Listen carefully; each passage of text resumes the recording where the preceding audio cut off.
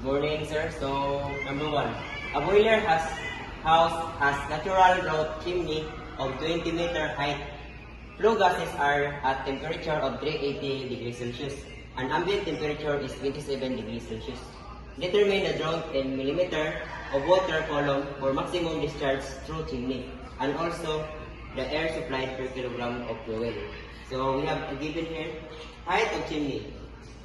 H equals 20 meter, TG equals 380 degrees Celsius or plus 273 equals 653 K, and TA equals 27 degrees Celsius plus 273 equals 200 K.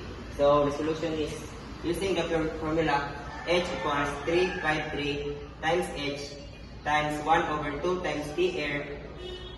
So H equals 353, H is 20 times 20 times 1 over 2 times T air is 300. So using the calculator we get this 11.77 millimeter.